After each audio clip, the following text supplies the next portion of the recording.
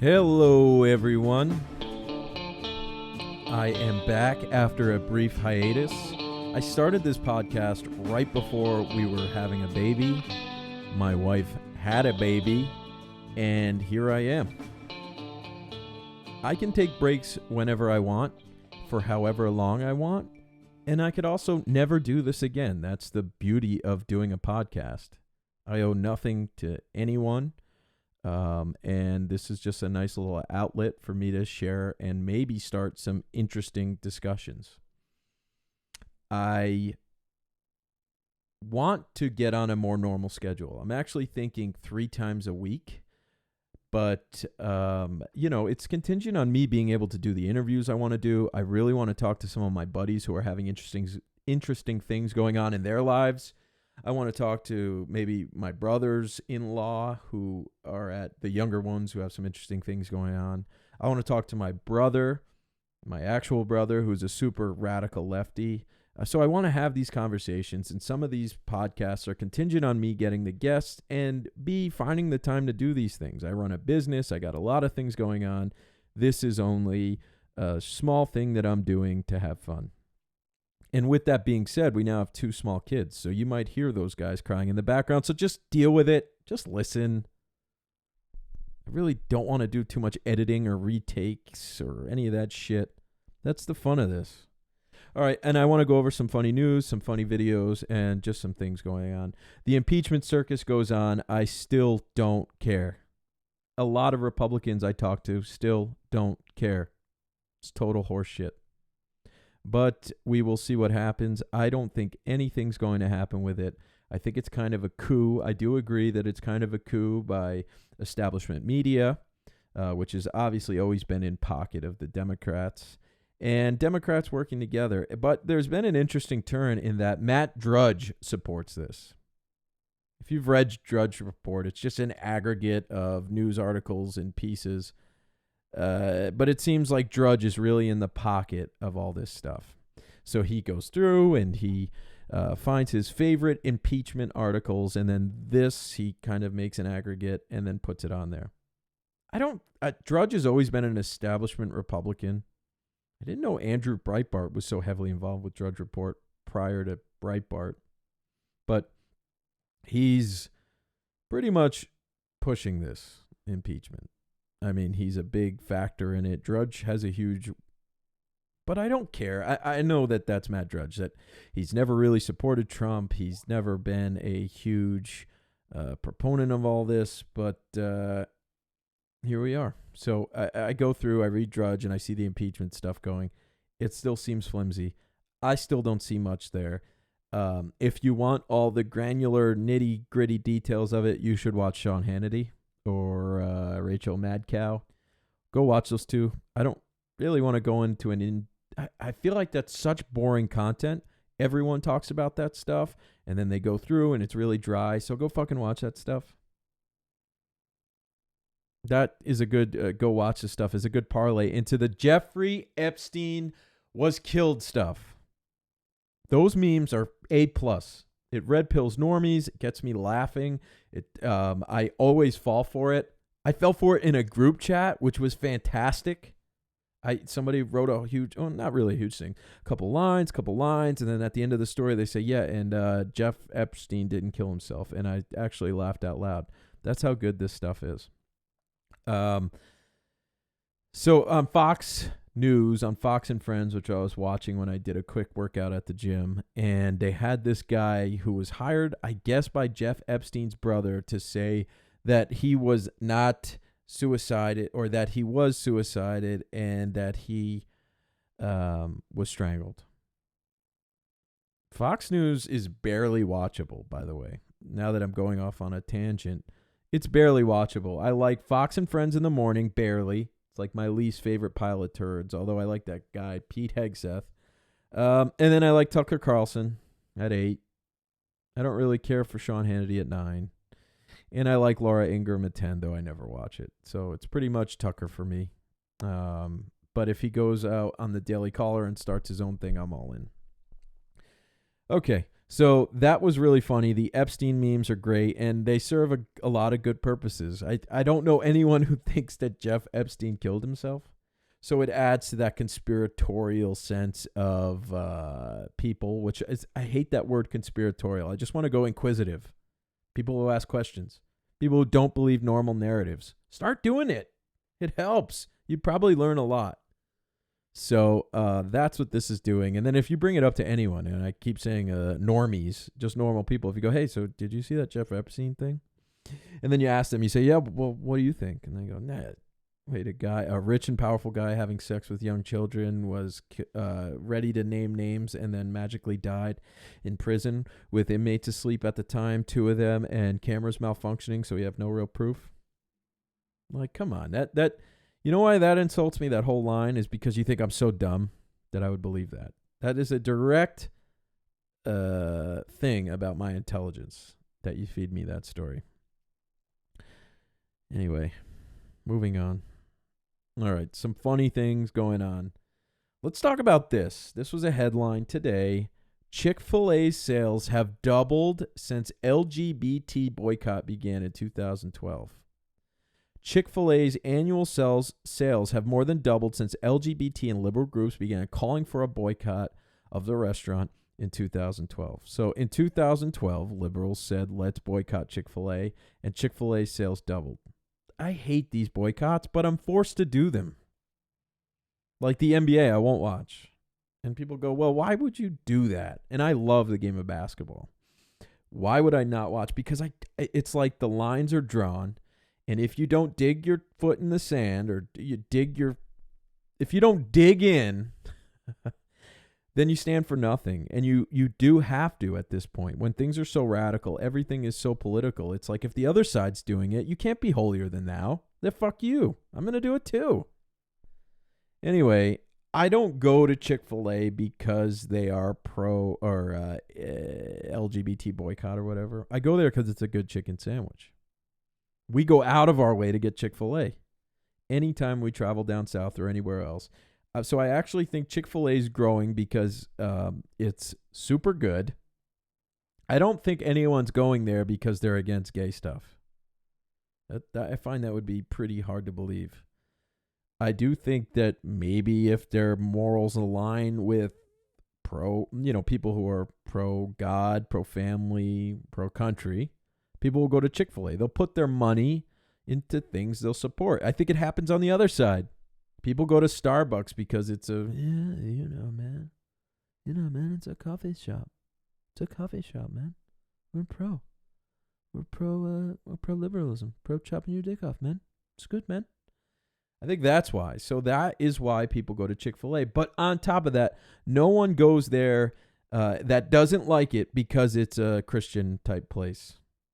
They go there because first and foremost, it is a great chicken and a great chicken sandwich. And they got a nice menu. I love that lemonade thing. I think it's a diet lemonade. So good.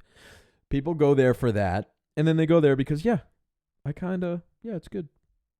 I kind of like that they're into the things I'm into. Because that's the lines are drawn. That's what you have to do or you stand for nothing.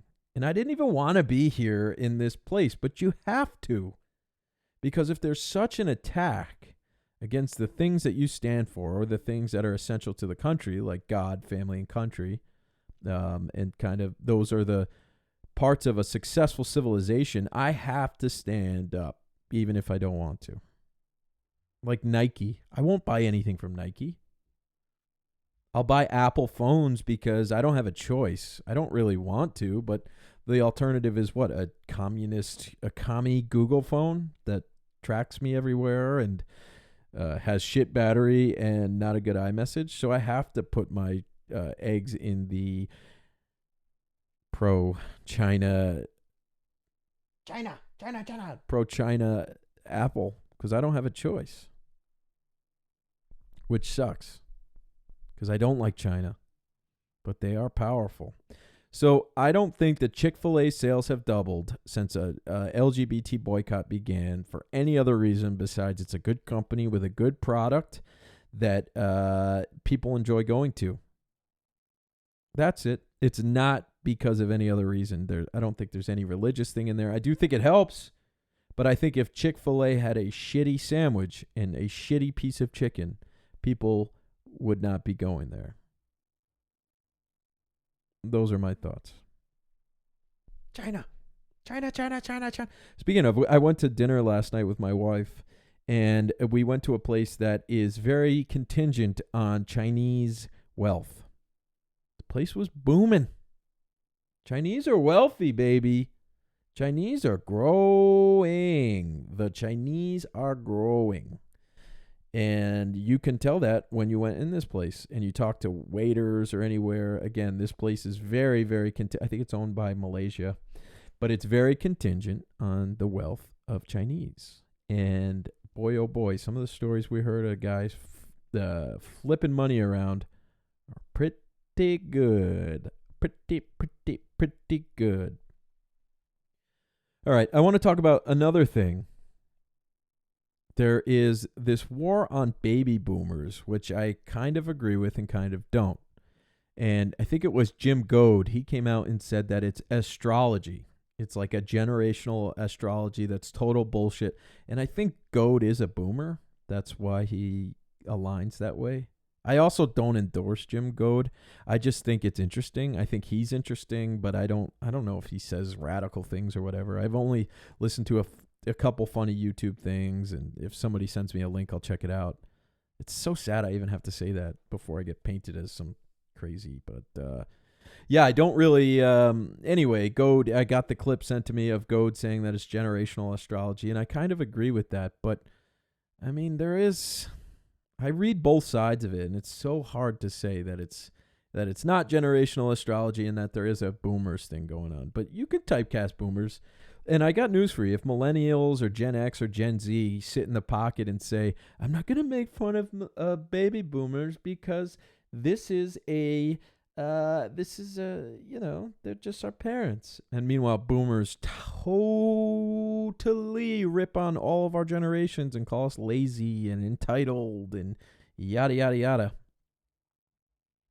My thought on it is, sure, it might be generational astrology, as Goad says.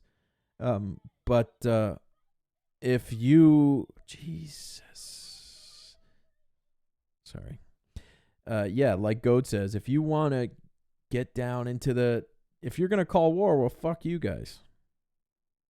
That's kind of the Goad thing. So I kind of agree. If they're going to start some stuff, fuck you. If the boomers keep saying that all of our generations are lazy and entitled and yada, yada, yada, I got some ammo for you, fam. I got some shit for you. So I say we stop that. I actually like, instead of generational warfare, I think we should do the class warfare. It's good. The elite versus the middle class and the lower class. That's much more easy and classic than this generational shit. Do boomers have their problems? Sure. Do millennials and Gen Z and Gen X's have their problems? Totally. God. You read some of these threads on Reddit or any of these internet sites, and you'll notice just how fucked up young kids are. All right, so then the argument goes, well, is it because of baby boomers? I don't know. Who knows? Maybe. Maybe not. A lot of things come down to parenting, I believe, but... again, is that the war we want to fight with so many things being attacked and so many institutions of family being attacked? You really want to go and hate older people at a whole? I like class war. It's really good. The elite, or as Steve Bannon says, the party of Davos versus us, middle class and lower class. I like that because you can learn a lot from boomers. You can learn a lot. I find in my life, I learn a lot from talking to people older than me. They're wiser. You go talk to somebody, I'm 31, go talk to somebody 18 and you'll talk to a fucking idiot. And I was a fucking idiot at 18. And I know a lot of fucking idiots at 30. But I like the boomers. If you find the right, not blue collar, but you find the right weathered boomer or weathered older man, and you're going to learn a lot. You just got to pay attention. Pay attention to the nuance. Pay attention to what they say. Don't think you know better. Ask questions. Give your opinion. But listen. But what I'm getting at is all the boomer hate, I think's got to end. I think it's dumb. I don't think it's the smartest way to do it. I do not believe that it is the going to get you anywhere. But people disagree. Go ahead. Send me some shit. Send me some disagreements. Moving on. Kanye West, baby. I don't know what to make of this whole thing. I love the jams. I'm big in the jams. I like that he's not cursing or whatever like that. Because when you have a family-oriented stuff starts to matter. You do care about that in a way. Even though I curse like a sailor, I do appreciate it. But I think Kanye's always a step ahead a little bit. And I think you're watching a return to traditionalism. People are getting serious about trad stuff, no matter what you say. Kanye, he's done a pretty nice, effective job of just making it okay to say that you are Christian and into God and Jesus. That's not even a cool question you could have anymore before this. You couldn't just go up to a normal person and start talking about it, or they'd roll their eyes and say you're crazy and then, go be man-children. But Kanye's made it just okay. I mean, the album's not overtly anything like for a gospel album to go and say the album's not very preachy. But I don't think it is. I think it's really good. There's some beats on there, but Kanye's doing something interesting in that he's making it okay to be Christian. Okay to be Catholic. Okay to go to church. That's going to do a lot. Traditionalism is coming back because we tried the alternative and it sucks. If you look at anyone, any generation or anyone alive right now, things are not well. And that's the argument, is that progressives and liberals tear down everything. They come in there like a fucking wrecking ball, knock it all down, and then they go, yeah, we don't know what's next. Good luck. Wasn't that fun? Down with the patriarchy. And sorry, I'm not too sure where we go from here, but I'm sure we'll all figure it out. Then you have the highest rates of suicide, depression, no one having sex. There's a lot of stuff here. A lot to digest. A lot. So it's okay to think, maybe I go to church. Church is not going to hurt you. It's kind of Kanye. It's not going to hurt you. It might teach you some things that Marvel can't, or DC. The same people that make fun of church so much, and they go, I can't believe in that stuff, man. That stuff seems stupid. And then you turn around, and then they're watching mythical creatures or mythical heroes on screen that are doing crazy stuff. I said that. I sent a tweet that said that people don't go to church because they don't believe in getting together with like-minded people. And they would say, I don't need to talk about fairy tales with people who agree with the same things I do. And then they'll watch Game of Thrones every Sunday, like a religion, and go to brunch. Anyway, what I'm saying is Kanye made it okay to be Christian, okay to maybe go back to church once, which I don't do, and maybe try that way. Try a trad way. Try a traditional way, that there's nothing wrong with it, that it's okay. I think that's going to be big.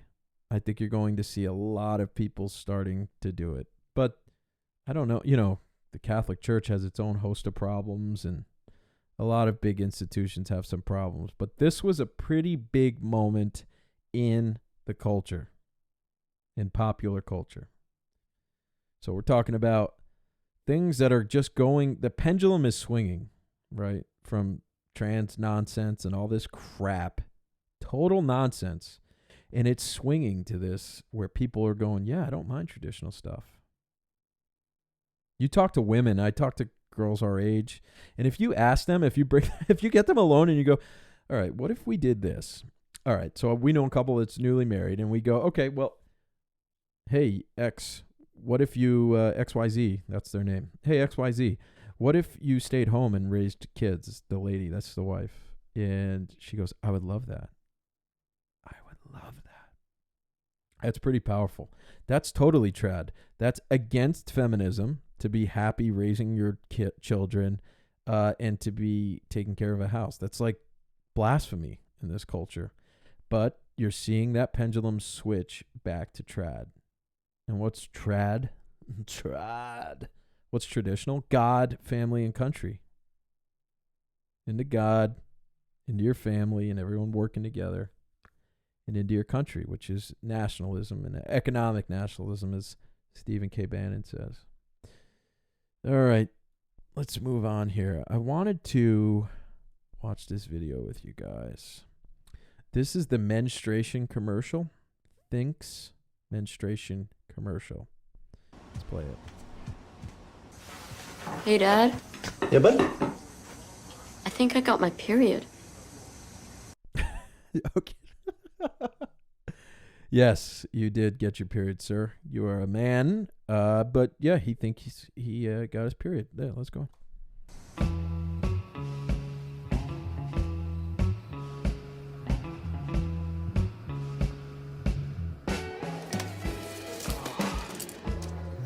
So there's young men. Oh, thanks. Thanks. I'm gonna get you a read on that. Do you have a tampon?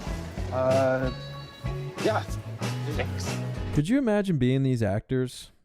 You're an actor, you're in some commercials, you tell your friends, and they go, so Fred, what kind of work have you been doing lately? I know you're in LA, I know you're pretty established, and you're doing some commercial work. What kind of work are you doing? And then this fucking guy's got to turn around and go, well, I was just in yeah, you really don't want to know it. It was kind of a comedy, but okay, I'll tell you. Yeah, I'm in a menstruation commercial where I'm a man and I act as if I've had my period.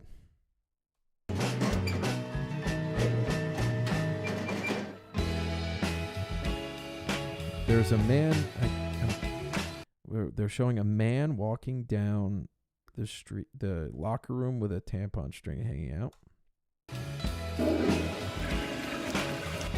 Just part of growing up. Just part of growing up, man. Oh yeah. So now it's people kissing. I'm on my period. So the guy tells the chick that he's on his period. Could you again? I guess that's third wall or something like that. But just imagine being this actor. I'm on my period. I'm sorry. I'm on my period. Me too. I want to do this commercial. I say this about a lot of this stuff. And my wife actually did see this commercial in, I think she was watching Bravo or some of that other horse shit. I want to recut all these with the Curb Your Enthusiasm theme song. Yeah. Well, the girl's also on her period. If we all had them, maybe we'd be more comfortable with them. It's time to get comfortable. Underwear that absorbs your period. Go fuck yourself. Yeah. That's how I feel about it. That is how I feel about that. So then you saying, so this is mainstream commercial. You can't even say like, oh, this is a foreign commercial on a, this is not really what it is. This was, my wife saw this on TV, I think more than once. So then you start to say, okay, this is mainstream. And I know there's some fucking ad executive who's preaching holier than thou. And they're no longer worried about selling things. It's just pandering, which again, that caters to the lowest common denominator. When you do shit like that, it makes me think you think I'm dumb. And I get mad. Not that I'd ever buy period underwear or whatever this is. But yeah, that's ridiculous. So you go, okay, this is a mainstream ad. I'm sure there's some feminist cockroach who's running this ad agency for this company. And yeah, she probably thinks it's pretty cool. And then the company improves it and they go, yeah, that's very progressive. We're so feeling this. We are so feeling this. Yes. Yes. And then they post this. And then it goes on YouTube and then you read the comments and you go, Okay, I'm not insane. You, company and ad executive, you're the fucking insane ones. We're all normal. It's just this clown world that you're trying to paint for us. That, meanwhile, if you think in your head and you really are honest, this is a fucking disaster. And then how do you know? You go read the damn YouTube comments. These are precious. The first comment down here, the top comment. A guy, I guess, named Travis writes, quote, "And my mom doesn't understand why I want to move off grid with me and my family and raise my boys in the woods. I am that much closer now." That's the response to this shitty YouTube commercial. The comment number 2, the asteroid needs to hurry up and get here. Comment number 3, oh my God, just end it now, please. The left has destroyed everything. It's not even remotely funny. I hate the left more and more every day. So, again, these ad executives, anyone who's in charge of putting the glasses of perception on Clown World are the ones painting this, and they're convincing you it's normal. But I think more and more people are going, hey, man, fuck you. Fuck you. I'm going to keep reading these because I think they're pretty good. What? How long have I been? I think I'm running a bit longer. 26 minutes. Ow! Here we go. I'm an agnostic, but the left keeps pushing me to Jesus every day. So somebody sees this stupid commercial, and then they hear the Kanye and him happy. That's the one thing with the Kanye. If you listen to that Kanye album, the dude's hitting his groove. He seems at peace. Let's keep reading on here. If my son told me he got his period and needs a tampon, he's definitely going to need to shove it up his bloody nose. America, you have failed royally. Another comment. Liberalism truly is a mental disorder. Is this a joke? I mean, you go on, and these are the comments on here. What's the downvote? Ooh, peep this ratio. 294 upvotes to 2.3 thousand downvotes. Wake up. You don't need to think Clown World is normal world. It's not. It's the colored glasses, the colored perception of the world that's being created by these feminist Nazi pigs who are all miserable that run these ad agencies. Trust me, I've dealt with some of them. And this is what you're left with. People are waking up, and it's happening quicker than you know. And it's okay to be traditional. It's okay to go to church, even though I don't. And, don't hate your parents. For all those people with anti-boomer hate. Maybe just go talk to them. Learn something. Maybe you learn together. All right. This is Todd Lasorda. This is the newest episode of Right Things to Know. It was a pleasure. And again, I'm shooting to do more. And I took a break because I can. And I will take a break whenever I want. Bye-bye.